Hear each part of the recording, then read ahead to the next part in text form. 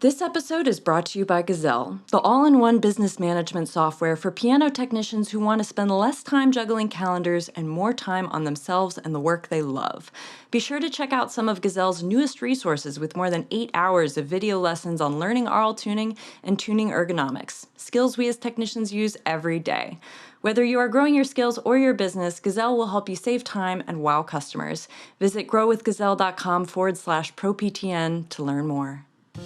I'm McKinley Coda, and you're listening to the ProPTN Podcast, an interview talk show for piano technicians to tune in to what the pros are talking about from across the industry.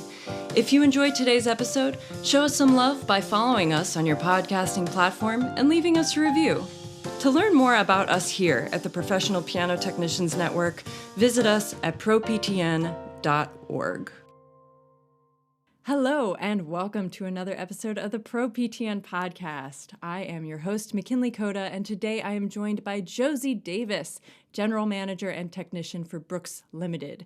Josi, who is also a studio musician, songwriter, performer, audiobook narrator, and music instructor, is a second-generation technician who has taken up partial leadership of the company, providing hammers, soundboards, parts, and consultations to the industry. Josi, welcome to the show. Thank you, McKinley. It is a pleasure to be here. Howdy, everybody out there. Thank you so much. It is such a pleasure to have you. Let us get the ball rolling. Can you start us off by telling us about your background in music and how it eventually led you to where you are now in piano technology?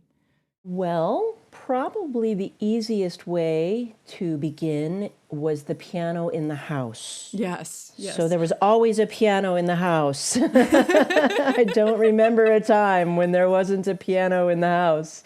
What was the first piano?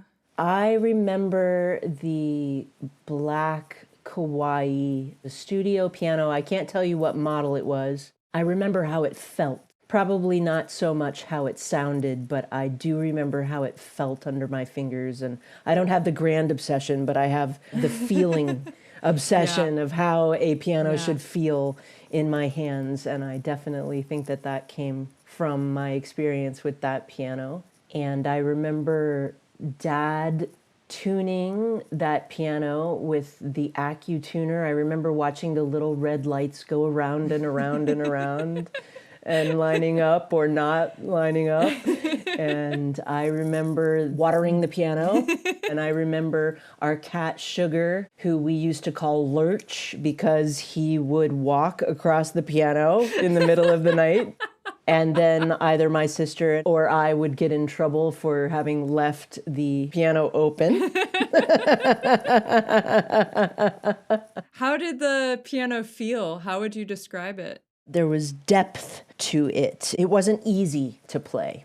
You had to really give some pressure. I was young, and I think as a child learning how to play, not having a Wurlitzer was probably a blessing. Yes, 100%. Because, there was a strength that was gained from having a real piano. And I think that my parents probably invested in that piano. Was piano your first instrument? Actually, I would say probably my voice was my first instrument because I came out making a lot of noise, I'm sure. We used to gather around that piano and we would sing 4-part harmony. I remember Christmas caroling with costumes. Wow. Music is huge in our family. They met in the band my parents did at the University of Florida. My sister remains involved in music with the church. My nephew is at the University of Indiana right now, studying viola. Wow. My niece is involved with chamber choirs. My son is a musician out in Portland, Oregon. So it was probably no mistake that I ended up in some way, shape, or form in a musical field. So it was kind of meant to be. If I remember correctly from your bio, you spent some years touring as a musician and doing a lot of gigging, doing a lot of recording, and then you kind of came around to piano technology 9 years ago, 10 years ago, was that it? It was probably around 2009, right around the time that Melanie Brooks was taking over for Wally Brooks when he and Vivian were retiring. I had graduated from the National Theater Institute in Waterford, Connecticut, and I was involved with some bands there. I was doing a lot of gigging, I was teaching, and my dad was like, you should have a backup plan.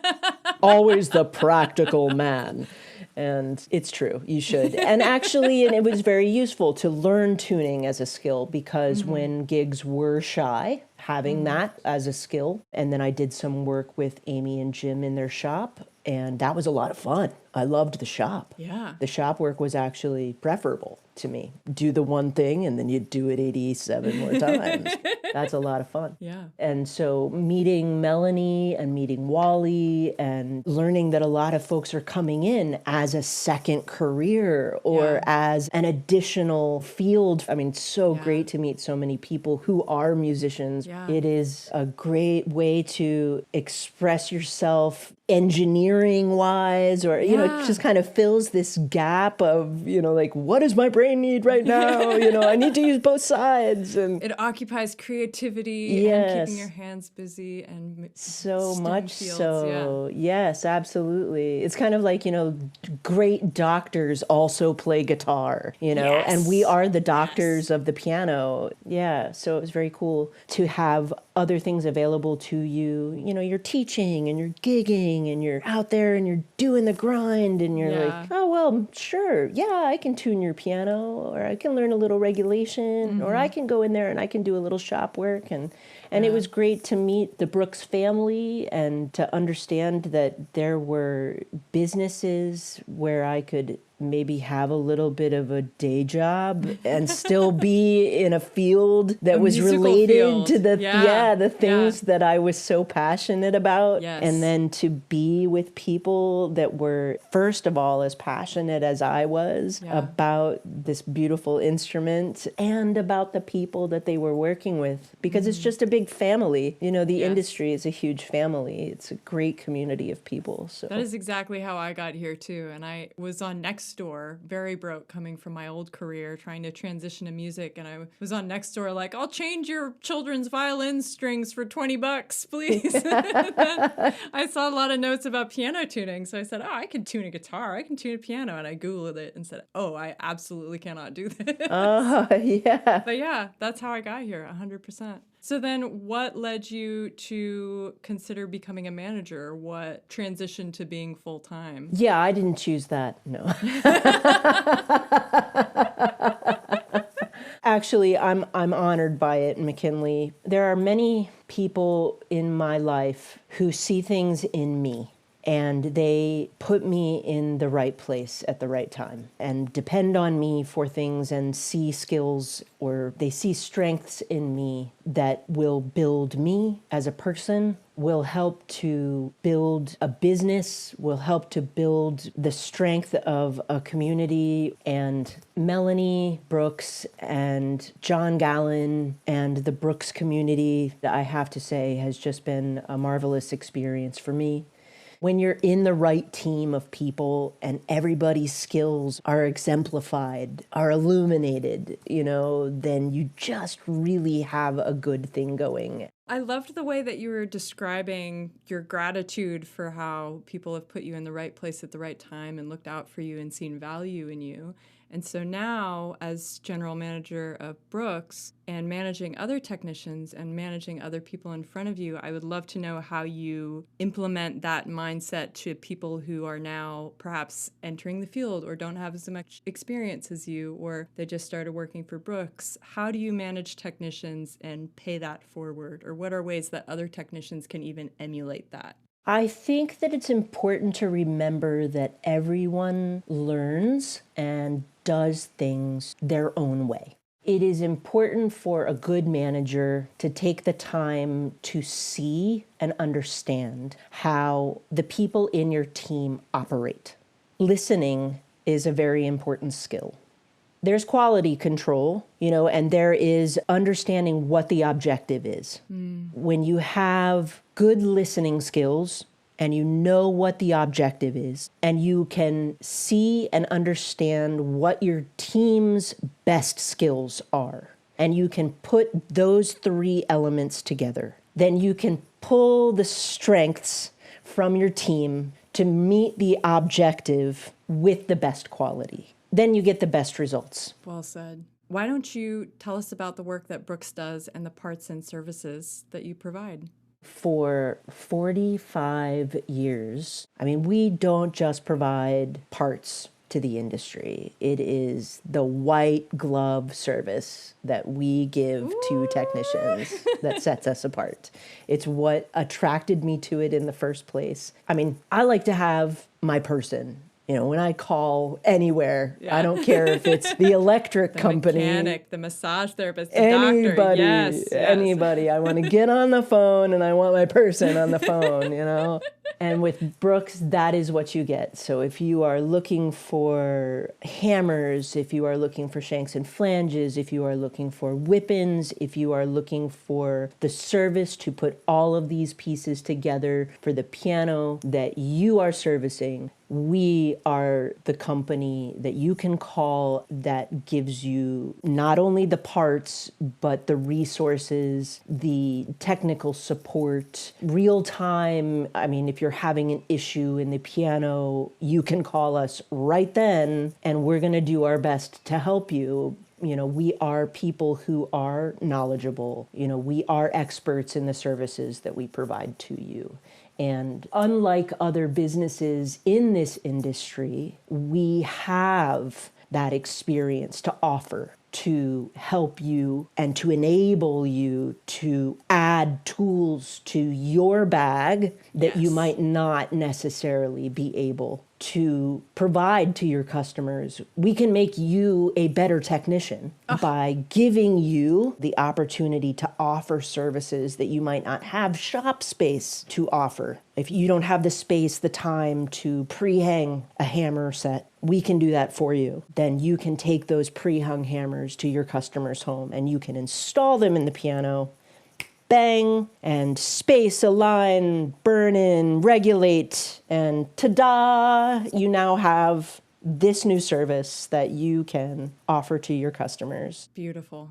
I'd love to walk people through what they can expect when they give you a call. So I figure if we're starting closer to the beginning, when a technician is evaluating a client's piano for potential parts replacement, what are some things they should inspect or consider, maybe even before talking to the client versus after? I think one of the most important things to remember is that we, the technician, are not necessarily the one who puts the value on the instrument. The person who owns the instrument is the one who's going to put the value on the instrument. So I don't think we should ever be afraid to have a conversation with a customer about what we see a piano needing. Because we can see when we look under the lid that a piano needs hammers. Yeah. You cannot file, you cannot sand, you cannot needle. There is supposed to be felt on number 88. There really is, or they're peeling away from the molding and there is nothing left. And to that point, if there are 6 hammers that are peeling away from the molding, there's a good chance that most of the rest of them are going to start peeling away from the molding as well. Mm-hmm. So this is a good time to have that discussion.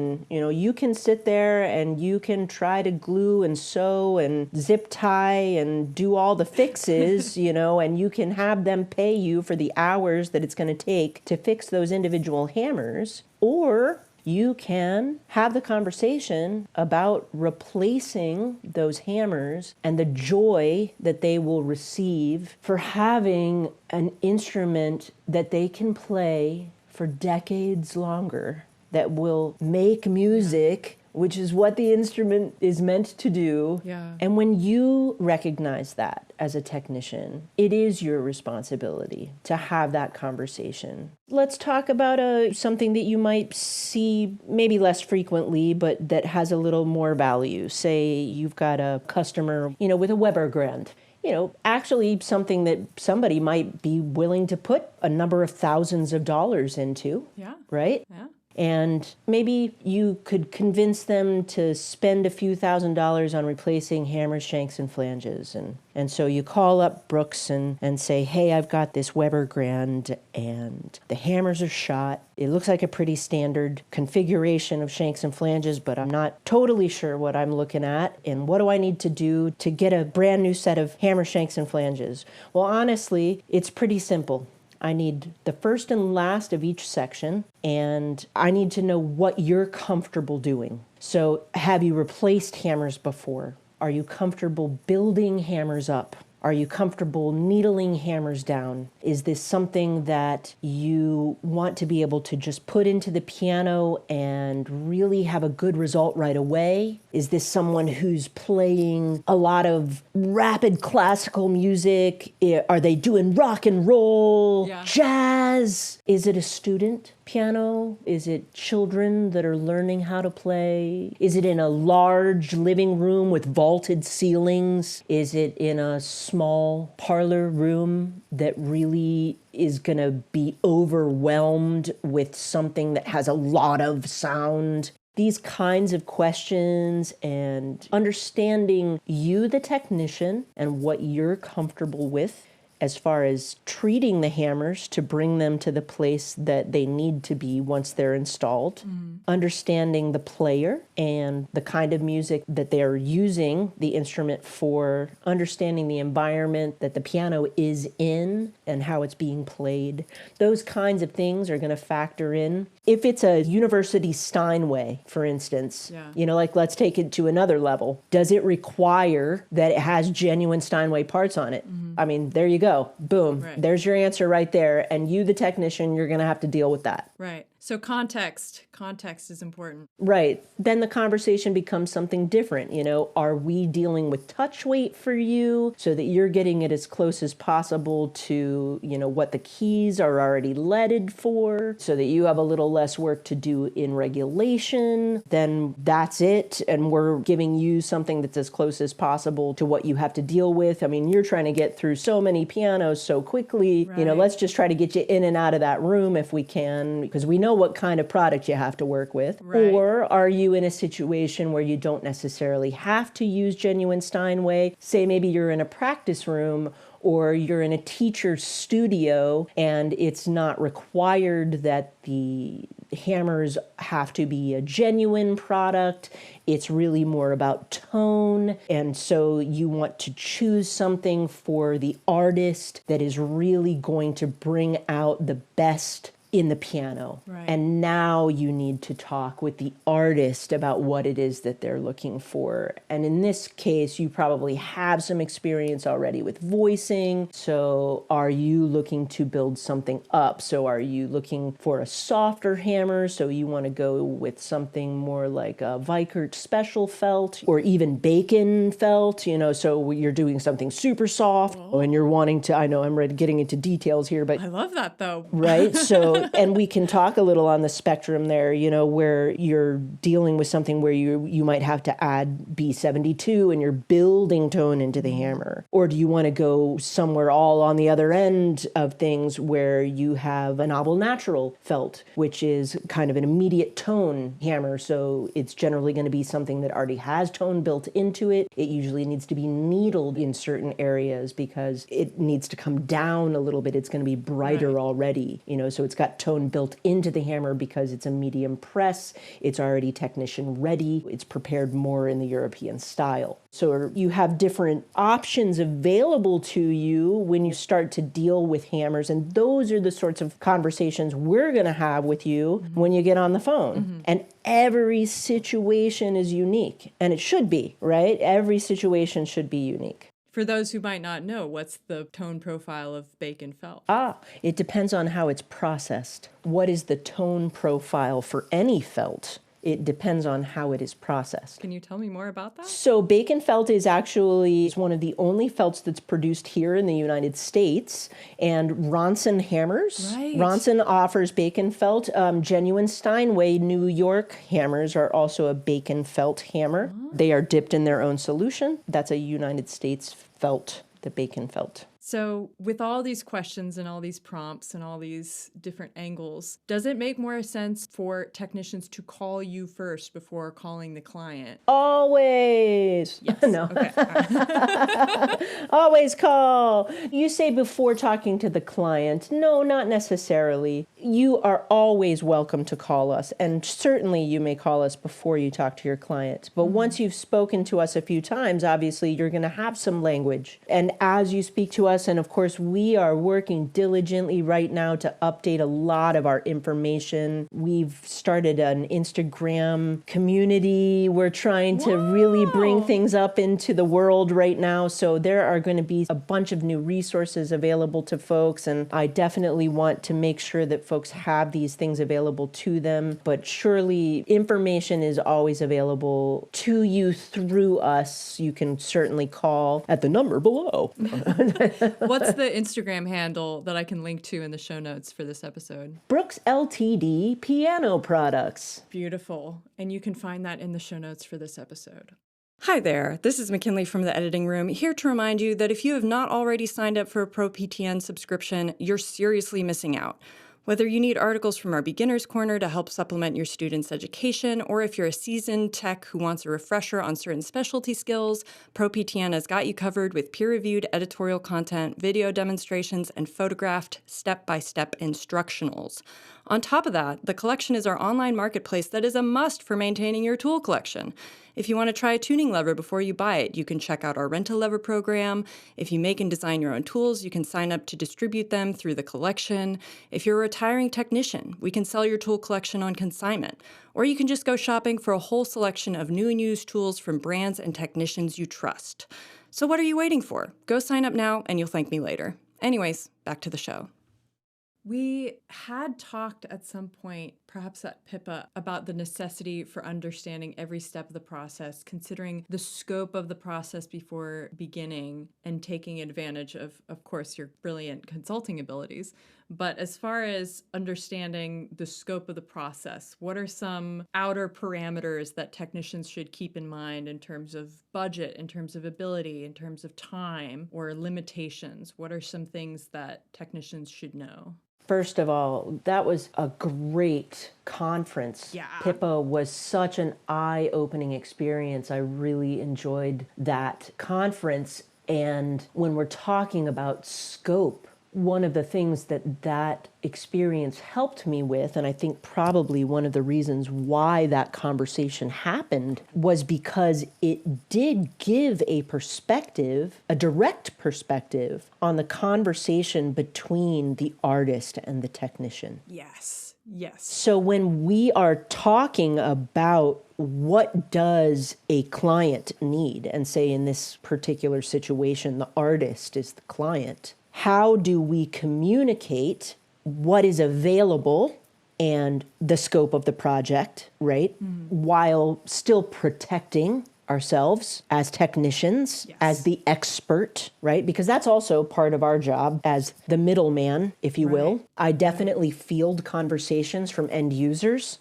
And because of who we are and the business that we do, it is my responsibility to protect you, the technician. I do not sell to the end user. I do not sell to the consumer, but I want to educate the consumer and I want to connect the consumer with you, the technician. And so that language is very important. Yeah. And so it is also my responsibility as the middleman to be that point of contact. And it is your responsibility as the technician also to be that point of contact and to translate the information. My sister does a really fantastic job. She's an engineer, and her position inside her field is a translator. Basically, she's a trainer and a translator in the HVAC world, so the world of engineers. Yeah. She works with control systems for HVAC systems, right? And so she takes the information that the user, the end user, needs their system to do this thing, and I need it to do this on this, but I don't know how to tell you that. And so she says, No worries. I'll tell our engineers exactly what you need. And so she takes that information and she translates it and she gives it to the engineers, and then the engineers make it happen. And then so the engineers say, well, okay, but we have this problem because, it needs to do a lot of blah, blah, blah, blah, blah, blah, blah, blah, in whatever their foreign language is. And then she has to translate that and go back and ask the question of the end user. So she's that person who sits in the middle. And so I kind of see my responsibility in this industry as that person in a situation like Pippa. Yes. Where it is so important, or when I'm fielding a phone call, which is not all the time, because most of the time I'm just dealing with technicians. But on occasion, I'll take a phone call. Yeah. But it's important for me, and important for me to educate you as a technician, that I don't necessarily want to be the one speaking to your customer. I want to give you the language so that you can talk to your customer, because I want to protect you. I want you to be the expert. I love that so much. And I want to take that as an opportunity to talk about this one experience I had where I was doing an A-graph replacement on an old Steinway. And there had been 2 other technicians there before me. And I was wrapping up and the client came walking out and I said, you're probably already up to speed on what's going on. And she said, no, actually, nobody's told me anything. I don't really know what's going on I know that a part is broken and people are coming in and out, but I don't really know anything. And I said, oh, okay, well, I can tell you about it. And I told her about it and I walked her through what was going on and tried to break down that specialist knowledge to translate it. And it went such a long way. And they said, do you think this piano needs more work? And I said, yeah, I think it really could. They said, okay, well, we'd love to contact you within the next year about doing some larger scale restoration. And I say, great. And that's all that education and communication at work, where when you can communicate well and when you're educated and can feel confident talking about your experience, it goes a really long way. So I totally agree with that. 100%. Kudos to you. And I think that is really spectacularly important. When we go back to listening, hear what people are saying to you. Not only will it benefit you as a business, as an individual, as a learner, as a student, as a teacher. I think it clarifies so much, and it just builds us as humans, that communication. I mean, I'm sure I'm an expert in my field. I'm a specialist in my field, but I always have something to learn. I love the communication that I have. I love the interpersonal relationships that we build, because I am constantly learning. I'm not in the field. I'm not installing these hammers as much as you do, the technician. I want your feedback. I want to know what they sound like. I want to know how that installation went. I call people up sometimes and I'm like, hey, how did that go? Like, how is this sounding right now? Tell me about this. I've got a couple other people asking, what's going on there? Because I want to know. I want to know what's going on with them. And are they changing and are they getting better? What are you using these on? I see the trends, I'm investigating data. Okay, data goes so far, but I want to hear, are you excited about them? I love it. That sets us on a great little personal subjective note. Do you have a favorite type of hammer or hammer piano pairing? Me personally? Yeah. What gets you excited? What gets me excited? If you didn't know, we are the premier importer of ABEL products. So as I have learned more and more about ABEL Hammer Company, and I have seen presentations and learned about how hammers are made, and as I get to have conversations with Frank and with Norbert and with Alexander, and I get to talk with them about the different belts, and as I watch them get excited in their own way about the pressings, and as I am working with technicians here in the States and see the needs that are being called for in the United States, and I get to work with them to put specifications together and say, hey, we are looking for something that serves this need. How do we do this? and I watch them build me a hammer, that is very cool for me. I bet. So I think it's very cool. We put together the New York Alternative line, which is a Wurzen A felt, and it has the dark purple underfelt, and it's on silver maple, and it is a Hamburg type preparation, meaning for technicians who have worked with genuine Steinway hammers, there's a lot of work that must be done to the hammer. In the European style, technicians, as I understand from Frank, really like to have a hammer that doesn't necessarily need to be lacquered. They like it to have tone in the piano. So as we, meaning Brooks Limited, Wally really developed the natural felt hammer with Abel, that tone ready hammer, the medium pressing, creating a hammer that could go right into the piano, that played and immediately produced something that, if you were not an educated ear, already sounded like something.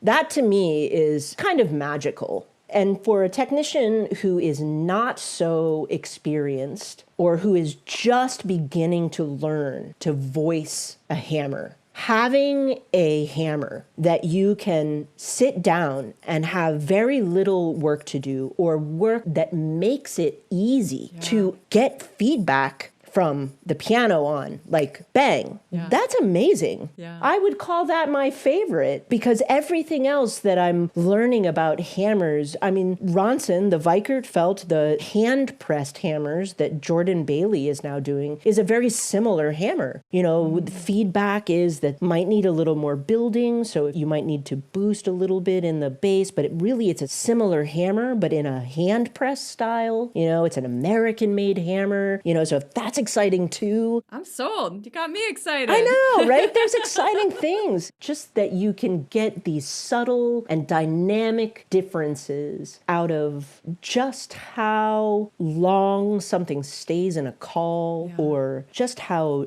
dense a sheet of felt is, or by not adding warmth in the call, or just these subtle differences. It's not digitized. It's very organic. Yes. Yeah, very natural, very alchemical. There's so many things in our lives that are not digitized. Analog. I know. I really appreciate the work that went into developing that natural felt hammer, along with the sustainability of not using chemicals to process that felt. That was a biofelt. They use natural enzymes to process that felt. It's actually an amoeba that goes in and eats away the vegetation. Yes, instead of a chemical sulfuric acid bath to process the felt. The things that they have done in the European Union to reduce the carbon footprint, and I appreciate the contributions of the Abel Hammer Company to this industry in that way. That makes me want to ask, with your unique position as a supplier, what are some of the ways that you're most excited seeing manufacturers or parts suppliers elsewhere select more eco-friendly alternatives or implement more eco-friendly, sustainable, renewable processes, procedures, ingredients, structures? What are some exciting changes that you're seeing in that department?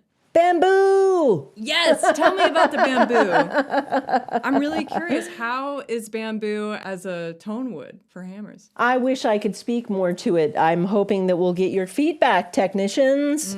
This is a new product line, and we are just starting to work this into our hammer line, hoping to get some feedback from our WNG supplier. We are a distributor for WNG parts, and for those of you who don't know, WNG does use bamboo and natural felt on their VX series. Awesome. The woods selected for hammers do have some resonation effect. Harder woods with more density have less resonation than softer woods. Turn of the century mahogany was used a lot because a softer hammer is going to produce more colors, more tonal colors in a hammer. So as you select denser woods, the hammer will become brighter in tone. Right. Brighter is a subjective word, obviously. Yeah. All of our tonal color words are subjective, but the denser the wood, the less resonation. Bamboo is a laminate, so there are layers to it. It does have some glue. And so it is in density very similar to walnut. So we're hoping, or I am expecting,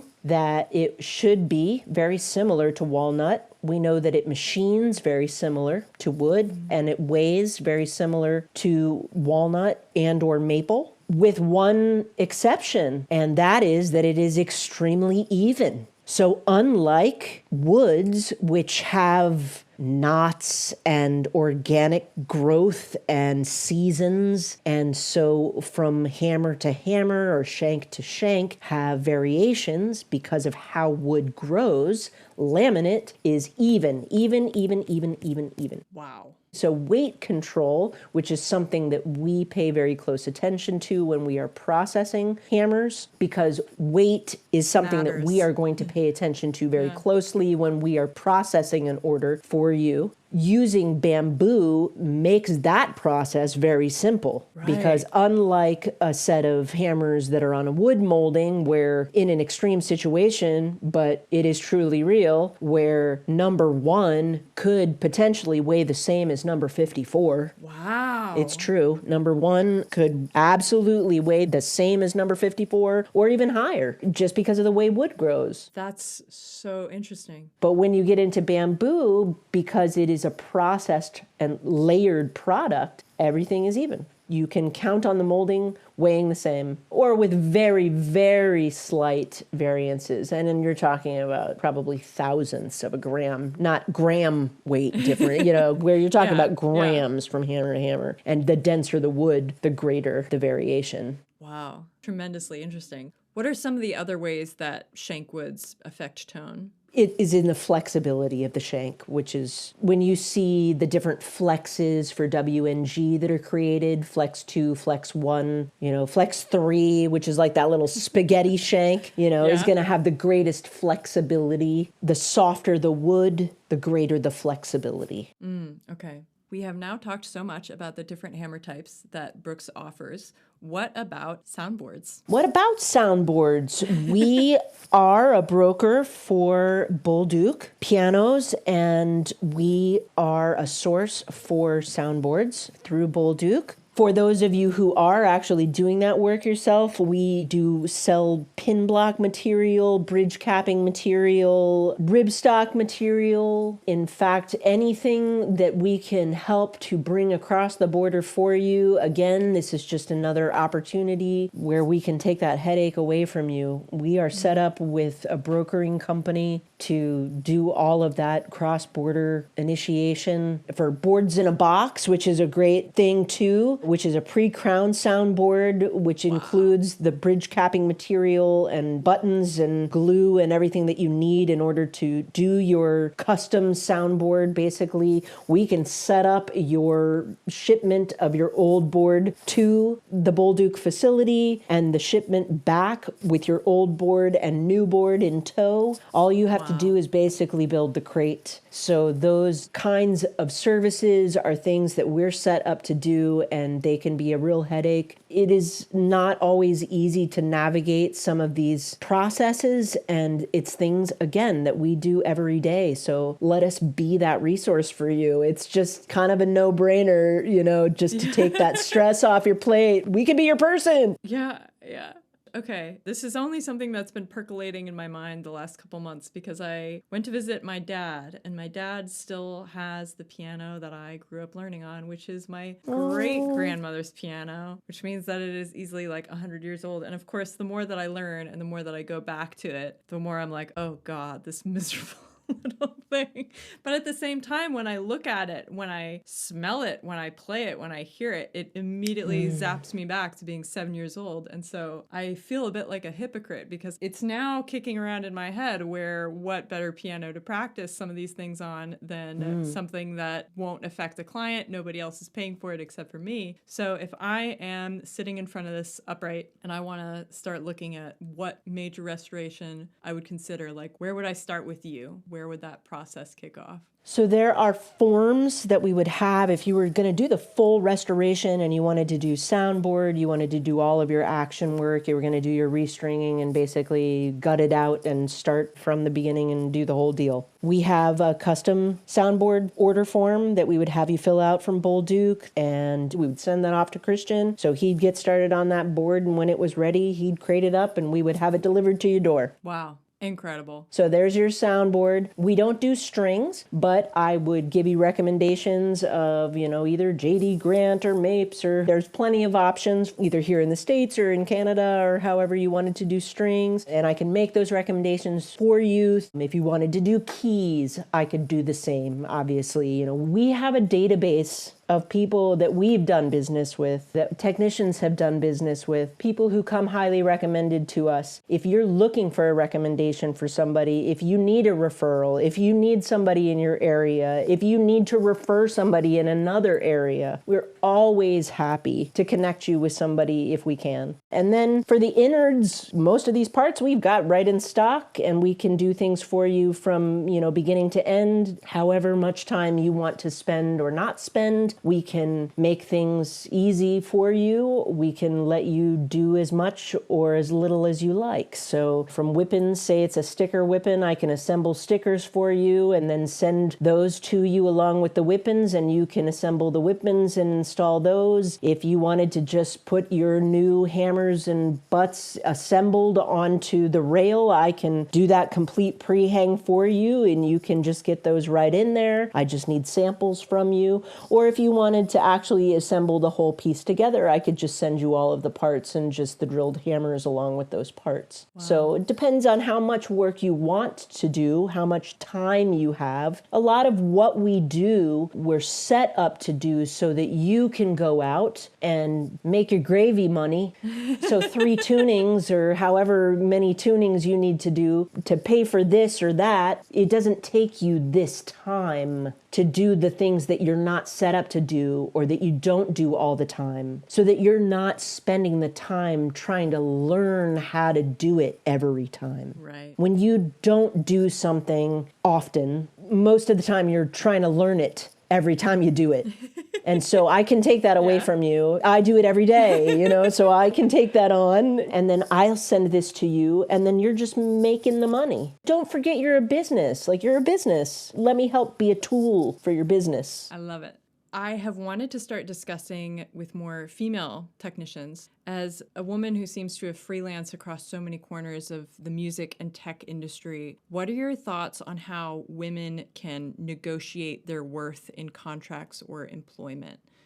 And this question could also be adjusted to how can technicians negotiate their worth in contracts or employment. But with the gender pay gap being what it is and women feeling less empowered to ask for raises or additional benefits in male-dominated workspaces, do you have any strategies, tips, or guidelines for that you've observed in your experience? McKinley, thank you for that question. I appreciate that you bring this up. I also want to say that I am so grateful that I was raised by the parents that I was raised by, particularly by the father that I was raised by. I was raised by a man who was empowering to his daughters. And Melanie and I talk about this actually quite a bit, how Bill and Wally were empowering to their daughters, and they empowered us to be the strong, independent women that we are. That is not true for every woman. And for many women, it can be a real struggle to find the confidence and the voice to ask for what you are worth, even if you know that you have the skills, the talent, and the right I spoke at a conference at Vail College a number of years ago, and it was on this topic of musicianship, actually. I was speaking as a musician, not as a technician. And there is a really interesting mirror to both of these industries that I observe, and that is that they are male-dominated. Again, I'm so grateful for all of the mentors that I've had, both men and women. I am inspired by both men and women in both industries that I have worked. I have also had struggles with both men and women in both industries I have worked. Yeah. Some of my greatest successes have been as the person who is serving in the room and not as the leader in the room, meaning I'm staff and not management. And I'll tell you what I said at that conference. When it changed for me in my career as a musician was when I became the leader of the band. Because I had been in several bands, and I'll tell you, I had always been outnumbered as a woman, but nobody was doing what I was doing. I always had my part to play. We all made the same amount of money. And especially when I became the band leader, that was truly on me. I made sure that everyone got paid the same. So my real advice is to become the leader of the band. Because then because then you're in charge of who gets paid what. And to that point, at Brooks Limited, we have one male technician. That is pretty freaking cool. Yeah. It is very important that you advocate for yourself. Find your voice in some way. Find your voice. Because if you are good at what you do, you always have things to learn, but you also always have things to teach. And if you are the leader, you are the one who sets the stage for those who come behind you. So you must advocate. You must advocate. And if we're talking numbers, you are setting the numbers for those who come behind you. So you must demand. You must demand your worth. There was a wonderful podcast that my husband showed me that involved female CEOs talking to each other about imposter syndrome. And they said that it can be really overwhelming going into a meeting or a negotiation and hearing other people speak in such a way where you say, I don't have that same experience that they do, or I don't have that same kind of knowledge, so I don't deserve to be at this table. But you are still bringing your own unique experience, your own unique knowledge, your own unique voice to the table. There was one thing that the CEO said, which I really liked, which is that saying fake it till you make it can be horribly misleading because it's implying that you have to fake something, and employers will never appreciate if you're faking something because it's better to have that open communication. And so she said it's better to feel like you are learning it so that you can earn it. I like that a lot.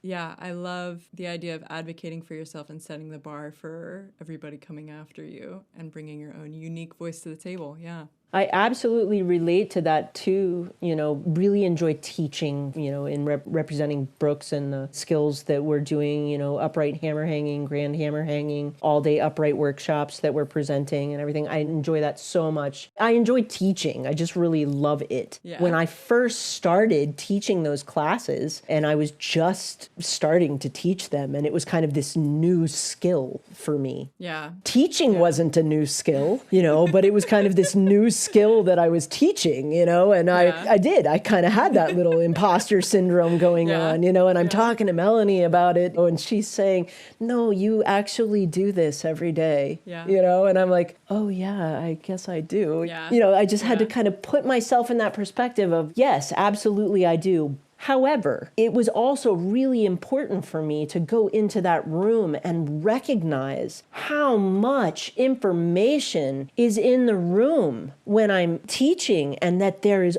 always something to be gathered. Like, I am not the only person with information in the room. There's always something to be shared. And not that it's like a free for all. I mean, I am there to impart information, but how special it is that there's always some nugget to be gathered from the experience that's coming at me. Yeah. It's not always just me delivering the information. I'm getting something out of it too. Love it. Love it. Love it. Love it.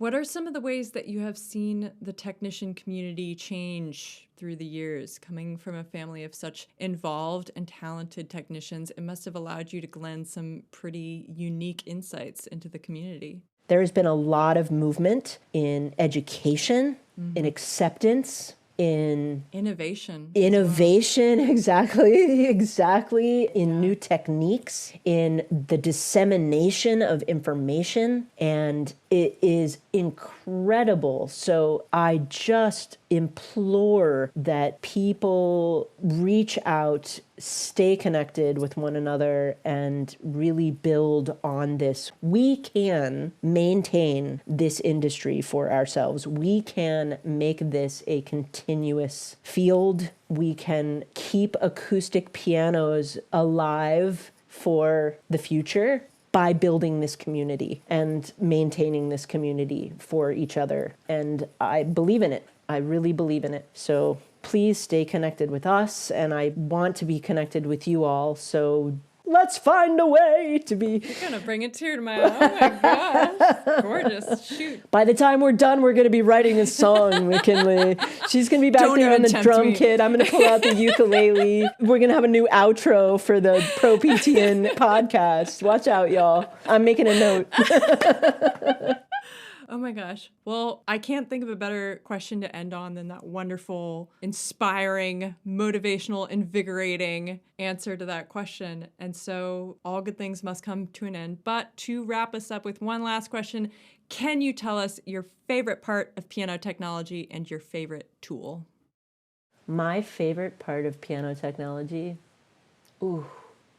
Can there be a tie? Sure, yeah. I really love people. I'm such a people person. So aside from the people of piano technology, ironically, is Zen repetition. Ah, yes. I love yes. like hanging hammers when you get the perfect glue collar, and then you know exactly how much glue to put on, and then you're just going and flow it's state. Just happening, and then all of a sudden you're at number 86. Yeah, flow state, and the perfection that results, and you're like, that's going to be in an instrument somewhere. I wonder what that sounds like.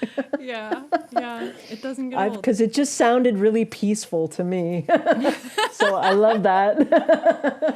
Oh, and I love it, and my favorite tool is the razor blade. It's for everything. I love the razor blade. It cuts everything. It shaves. It breaks the glue collar. It opens boxes. It opens envelopes. It's small but mighty. It takes off the broken nail. It's everything. It's the razor blade. Whenever you come to visit us, the guy who founded PianoCraft made a little razor blade guillotine for cutting key end felt. And every time I've shown someone the picture and described it to them, they see it and they're like, oh my God, it is a tiny guillotine. I'm like, I said that. And they said, yeah, but I didn't expect it to be like this little. And I feel like it was meant for you. I love this. We have to make you one. I love this. Okay. Okay. All right. Well, Josi, you have been a fabulous guest, and thank you so much for joining us today. Oh, McKinley, thank you so much. This was so fabulous. It was great to be here, and thank you everyone for tuning in. Another huge thank you to Gazelle for sponsoring this episode, and to Josi for joining us amidst her busy schedule. Josi's next all-day upright hammer hanging workshop will take place in Pittsburgh on November 8th if you'd like to sign up. Otherwise, be sure to keep up with the latest news from Brooks Limited by following them on Instagram at Brooks LTD Piano Products, or signing up for their newsletter via the Brooks website. You can also find all these links in the show notes for this episode. So until next time, stay groovy, listeners.